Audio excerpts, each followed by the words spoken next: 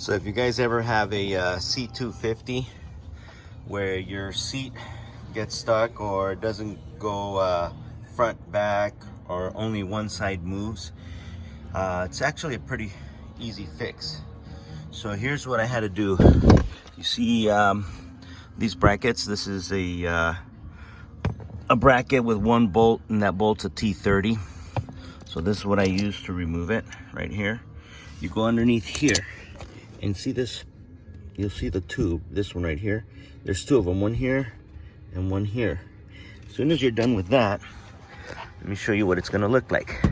Now be careful, because underneath you're gonna have a couple of cables. I'll show them to you right now. So there's a couple of cables. In this case, mine is busted here. So there's a tray where these cables attach to.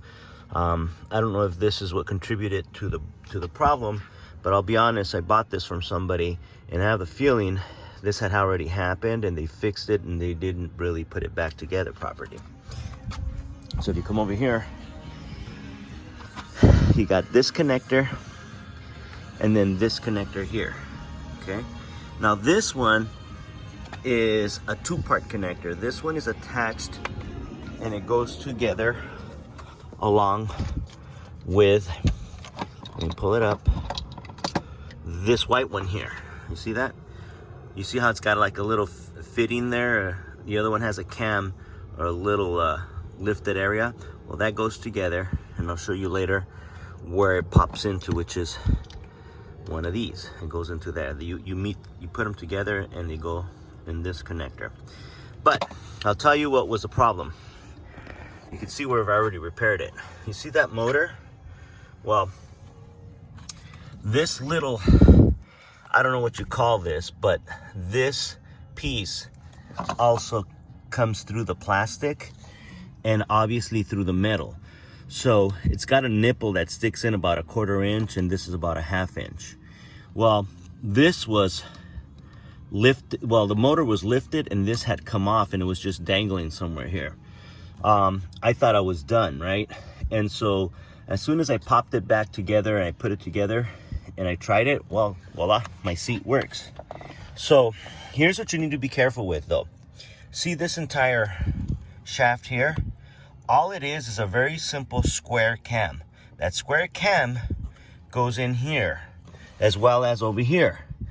It's only about 1.5 inches to 2 inches long, this little cam here, this cable, whatever you want to call it. And it also has a square cam, fits into this rail somewhere in there. Real easy, but real easy to pop off. So what you do is you lift it here. This plastic piece also comes off. So you're gonna have this piece separate, and then the motor is gonna have a cam in here. So what you wanna do is be careful when you take it apart or when you lift it, because it'll come off. But don't panic. You should be able to put it back together. Just be real careful. And then once it's there, this is the way I secured it. I don't know what it had before. There was nothing. It was literally, it had a tie wrap right in the middle. You could see the mark right there. So that's why I'm saying whoever had this car before must have fiddled with this before, because all it was held on by one of these tie wraps, which doesn't make sense. So anyhow, put it back together. Looks like this whole bracket was bent too. I kind of reshaped it back into place. You see here where it's kinked right there. I had to push it down because it was literally touching the motor.